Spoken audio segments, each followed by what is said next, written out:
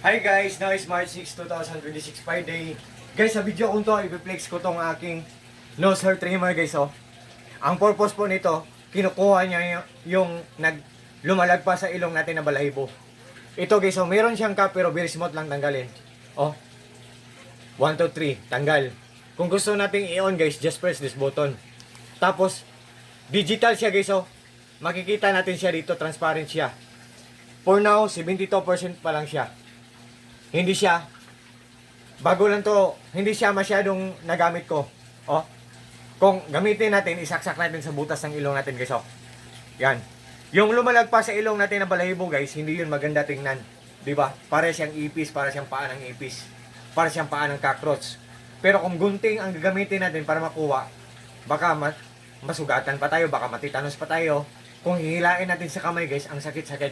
Pero kung ito ang gamitin natin guys, nose hair trimmer, ito ang box niya guys, oh. Tinatawag to siya na painless nose hair trimmer. Oh. Painless. Kung ito ang gagamitin natin, kahit konting sakit guys, wala tayong mararamdaman guys. Believe me or not guys, kung nagdadalawang isip kayo, tingnan nyo ang mga comments, mga reactions, or mga reviews. Ang ganda talaga guys. Ang mura-mura lang, tapos very versatile talaga. What I mean, very useful talaga guys. Magagamit natin guys. Kung malulubat man siya, matagal.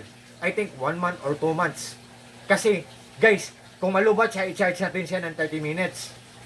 Tapos, ma-full na siya. Pero guys, magagamit lang to natin within 1 week.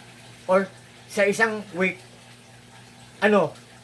twice natin gamitin. So, kung full charge siya, 100%, I think 1 month siya malubat or 2 months siya malubat. Kasi sa isang buwan, kung 1 week natin gamitin, apat na bisis natin siyang gagamitin sa isang buwan.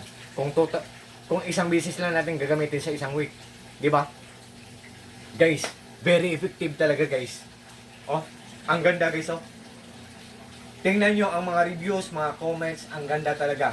So sa lahat po ng mga friends ko po, especially na po palaging nag-order sa mga products ko sa links ko, thank you so much po sa trust po at support.